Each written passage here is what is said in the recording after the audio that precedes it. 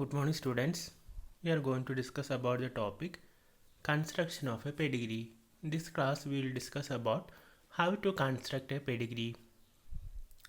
So, in the last class, we had discussed about the general introduction part of pedigree, and in this class, we will discuss about the construction of a pedigree. So, the pedigree is used to depict the crosses and matings in humans, and it is used to analyze these crosses and mating. The pedigrees are always formalized using standard set of symbols which I had already discussed in the last class, and it is used to depict the family trees and lineages. So pedigree provides a concise and accurate record of families.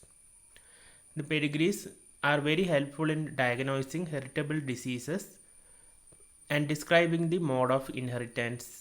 The pedigrees are also useful in mapping genes responsible for certain traits. So the pedigree is used for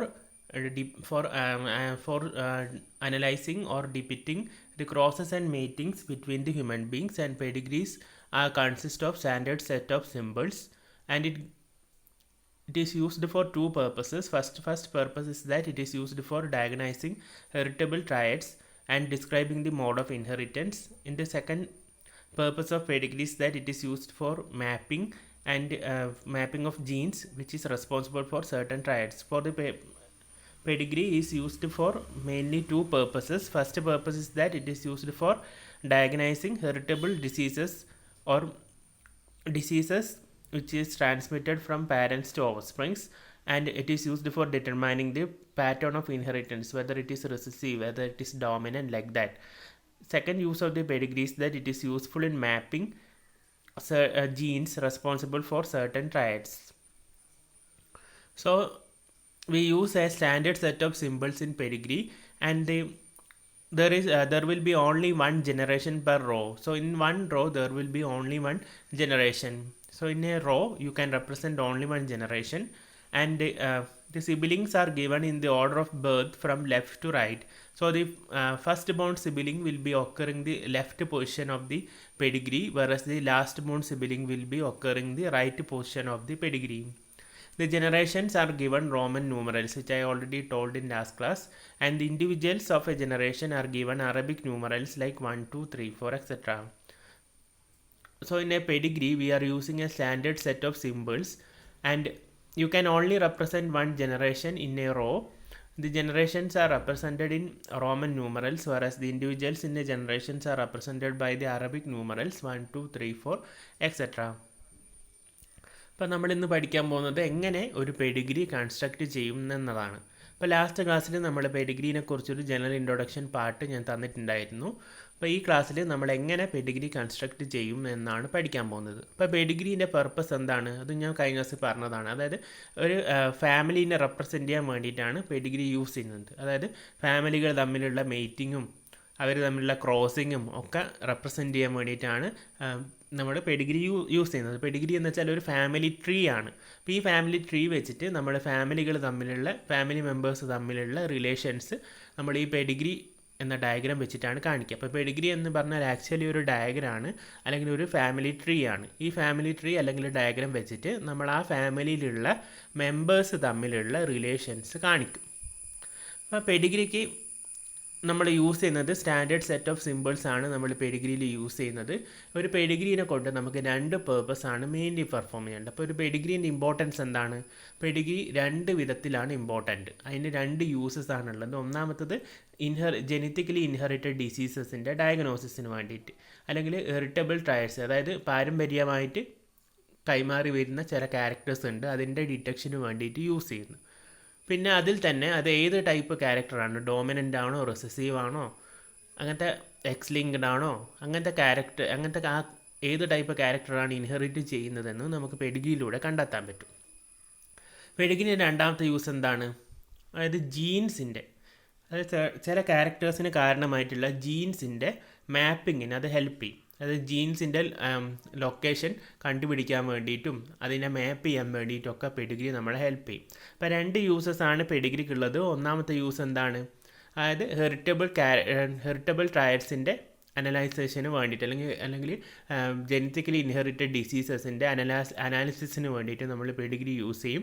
പിന്നെ ആ inherit ചെയ്യുന്ന character dominant ആണോ recessive ആണോ, അങ്ങനെ ആ ക്യാരക്ടറിൻ്റെ nature അല്ലെങ്കിൽ pattern കണ്ടുപിടിക്കാൻ വേണ്ടിയിട്ട് നമ്മൾ എന്ത് ചെയ്യും, പെഡിഗ്രി യൂസ് ചെയ്യുന്നുണ്ട്. രണ്ടാമത്തെ യൂസ് എന്താണ്, ചില ക്യാരക്ടേഴ്സിന് കാരണമായിട്ടുള്ള ജീൻസിൻ്റെ ലൊക്കേഷൻ കണ്ടുപിടിക്കാൻ വേണ്ടിയിട്ട്. ഇപ്പോൾ ജീൻ മാപ്പിങ്ങിന് വേണ്ടിയിട്ട്, ഇപ്പോൾ ആ ജീന് ചില ക്യാരക്ടേഴ്സിന് കാരണമായിട്ടുള്ള ഒരു പ്രത്യേക ക്യാരക്ടറിന് കാരണമായിട്ടുള്ള ജീന് എവിടെയാണ് ഉള്ളത് അല്ലെങ്കിൽ എവിടെയാണ് ലൊക്കേറ്റ് ചെയ്തിരിക്കുന്നത്, അപ്പോൾ അതൊക്കെ കണ്ടുപിടിക്കാൻ വേണ്ടിയിട്ട് പെഡിഗ്രി യൂസ് ചെയ്യും.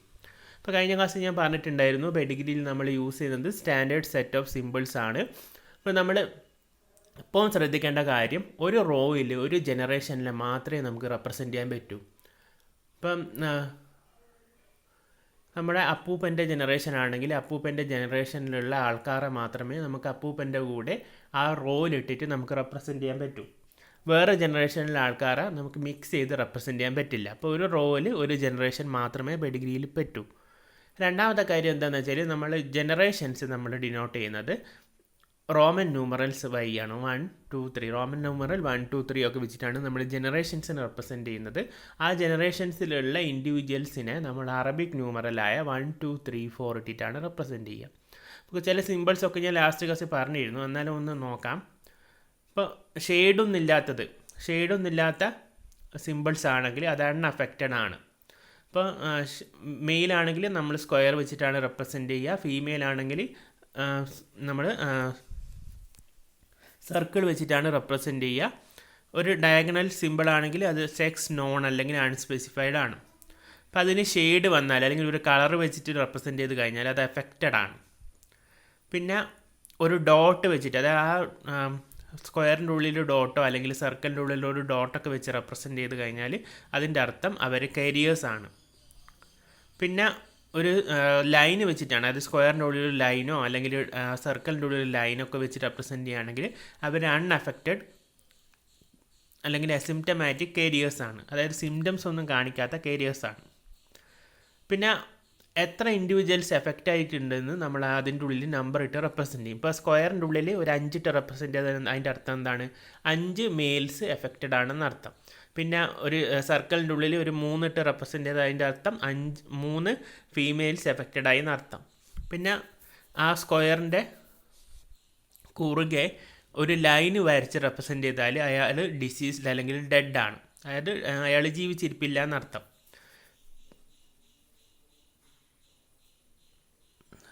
പിന്നെ ഒരു എയറോ ഇട്ട് റെപ്രസെൻറ്റ് ചെയ്ത് കഴിഞ്ഞാൽ, അതായത് സ്ക്വയറിൻ്റെ കൂടെ ഒരു എയറോവും അല്ലെങ്കിൽ സർക്കിളിൻ്റെ കൂടെ ഒരു എയറോ ഒക്കെ ഇട്ട് റെപ്രസെൻറ്റ് ചെയ്ത് കഴിഞ്ഞാൽ എന്താണ്, ഇയാളാണ് ആ ഫാമിലിയിൽ കണ്ടെത്തിയ, അതായത് ഈ ഒരു പ്രത്യേക ജെനറ്റിക് ഡിസീസ് കണ്ടെത്തിയ ആദ്യത്തെ പേഴ്സൺ, അതായത് ഒരു ജെനറ്റിക്സ്റ്റ് ആയിരിക്കും ഇത് കണ്ടെത്തിയിരിക്കുന്നത്. അപ്പോൾ ആ ജെനറ്റിക്സ്റ്റ് ഇങ്ങനെ ഒരു ഡിസീസ് ഉണ്ടെന്ന് കണ്ടെത്തിയ ആദ്യത്തെ ആളായിരിക്കും ആ എയറോ ഇട്ട് റെപ്രസെൻറ്റ് ചെയ്യുന്നത്. പിന്നെ ഒരു ഫാമിലി റെപ്രസെൻറ്റ് ചെയ്യുമ്പോൾ എങ്ങനെയാണ് ഉണ്ടാകുക, മുകളിൽ എല്ലപ്പം പാരൻസ് ആണ് ഉണ്ടാകുക, താഴെയാണ് ചിൽഡ്രൻസ് ഉണ്ടാകുക. അപ്പം മുകളിൽ ഒരു മെയിലും ഫീമെയിലും തമ്മിൽ മേറ്റ് ചെയ്യുന്നു, അതാണ് 1ഉം 2ഉം തമ്മിൽ മേറ്റ് ചെയ്യുന്നു. മേറ്റിംഗ് എപ്പോഴും ഒരു ഒരു ലൈൻ ഇട്ടിട്ടാണ് റെപ്രസെൻറ്റ് ചെയ്യുക. 2 ലൈൻ ഇട്ടാൽ അതിൻ്റെ അർത്ഥം എന്താണ്, അൺകണ്ടാമിനേസ് മേറ്റിംഗ്, അല്ലെങ്കിൽ അത് ഞാൻ കഴിഞ്ഞ ക്ലാസ്സിൽ പറഞ്ഞിരുന്നത് ക്ലോസ് റിലേറ്റീവ്സ് തമ്മിലുള്ള മേറ്റിംഗ് ആണ് അൺകണ്ടാമിനേസ് മേറ്റിംഗ് എന്ന് പറയുന്നത്. അപ്പോൾ മേറ്റിംഗ് എല്ലാം റെപ്രസെൻറ്റ് ചെയ്യുക ഒരു ലൈൻ ഇട്ടിട്ടാണ്. പിന്നെ ആദ്യത്തെ റോമൻ നമ്പർ 1ൽ പാരൻസ് ആണ് ഉണ്ടാകുക, പാരൻറ്റിൻ്റെ ജനറേഷൻ ഉണ്ടാകുക. റോമൻ നമ്പർ 2ൽ ചിൽഡ്രൻസ് ആണ് ഉണ്ടാകുക. അപ്പോൾ ഈ ഫിഗറിൽ നോക്കുമ്പോൾ നിങ്ങൾക്ക് എത്ര ചിൽഡ്രൻസ് ഉണ്ട്, 3 ചിൽഡ്രൻസ് ആണ് കിട്ടിയത്. അതിൽ ഒരു മെയിൽ ചൈൽഡും 2 ഫീമെയിൽ ചൈൽഡും ആണുള്ളത്. പിന്നെ അഡോപ്റ്റഡിനെ കാണിക്കുമ്പോൾ, അല്ല അഡോപ്റ്റഡ് ചിൽഡ്രൻസ്, നമ്മൾ ഫാമിലിയിലേക്ക് ചിൽഡ്രൻസിനെ അഡോപ്റ്റ് ചെയ്യുമല്ലോ, ആ അഡോപ്റ്റഡ് ചിൽഡ്രൻസിനെ നമ്മൾ ബ്രാക്കറ്റ് ഇട്ടിട്ടാണ് റെപ്രസെൻറ്റ് ചെയ്യുന്നത്. പിന്നെ ട്വിൻസ് ആണെങ്കിൽ, ഐഡൻറ്റിക്കൽ ട്വിൻസ് ആണെങ്കിൽ ഒരു ലൈൻ ഇട്ട് 3 ലൈൻ ഒരു ട്രയാങ്കിൾ വെച്ചിട്ട്, അതായത് 2 ട്വിൻസ് തമ്മിൽ ഒരു ട്രയാങ്കിൾ വെച്ചിട്ടാണ് നമ്മൾ റെപ്രസെൻറ്റ് ചെയ്യുക. നോൺ ഐഡൻറ്റിക്കലും അൺനോൺ ട്വിൻസ് ആണെങ്കിൽ നമ്മൾ 2 ക്രോസ് ഇട്ടിട്ട് മാത്രം റെപ്രസെൻറ്റ് ചെയ്യും. ഇപ്പോൾ ഐഡൻറ്റിക്കൽ ട്വിൻസ് ആണെങ്കിൽ നമ്മൾ ആ ട്വിൻസിൻ്റെ ഇടയിൽ ഒരു ട്രയാങ്കിൾ ചിഹ്നം വരയ്ക്കണം. പക്ഷേ നോൺ ഐഡൻറ്റിക്കൽ ആണെങ്കിൽ ട്രയാങ്കിൾ അല്ല വരിക, ഒരു ഇങ്ങനെ ഡിവൈഡ് ചെയ്യുന്ന പോലത്തെ ഒരു ചിഹ്നമാണ് വരിക. അപ്പോൾ ഇതാണ് കൂടുതലായിട്ടുള്ള സിമ്പിൾസാണ് പറഞ്ഞത്. കുറച്ച് സിമ്പിൾസ് നമ്മൾ കഴിഞ്ഞ ക്ലാസ്സിൽ ഡിസ്കസ് ചെയ്തിരുന്നു, അതിൻ്റെ കൂടെ ഇതും കൂടിയും ചേർത്ത് പഠിക്കാം. അപ്പോൾ ഇതാണ് കൺസ്ട്രക്ഷൻ ഓഫ് പെഡിഗ്രി. അപ്പോൾ ഈ ക്ലാസ് നമ്മൾ പഠിച്ചത് എങ്ങനെയാണ് നമ്മൾ പെഡിഗ്രി കൺസ്ട്രക്ട് ചെയ്യുന്നത്, പെഡിഗ്രി കൺസ്ട്രക്ട് ചെയ്യുന്നതിൻ്റെ ആവശ്യകത എന്താണ്.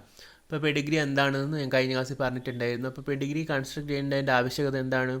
ഒന്നാമത്തത് ജനറ്റിക് ഇൻഹെറിറ്റഡ് ഡിസീസസിൻ്റെ സ്റ്റഡീസിന് വേണ്ടിയിട്ട്, രണ്ടാമത്തത് ഏത് ടൈപ്പ് ഓഫ് ഇൻഹെറിറ്റൻസ് ആണ് എന്ന് പഠിക്കാൻ വേണ്ടി, മൂന്നാമത്തത് എന്താണ് ആ ഒരു ഡിസീസിൻ്റെ കോസ് ചെയ്യുന്ന ജീൻ അല്ലെങ്കിൽ ആ ഒരു ക്യാരക്ടർ തരുന്ന ജീനിൻ്റെ ലൊക്കേഷൻ കണ്ടെത്താൻ വേണ്ടിയിട്ടും നമുക്ക് യൂസ് ചെയ്യാൻ പറ്റും. ഇപ്പോൾ സ്റ്റാൻഡേർഡ് സെറ്റ് ഓഫ് സിമ്പിൾസ് ആണ് നമ്മൾ യൂസ് ചെയ്യുന്നത്. ഒരു റോയിൽ ഒരു ജനറേഷൻ മാത്രമേ യൂസ് ചെയ്യാൻ പാടുള്ളൂ.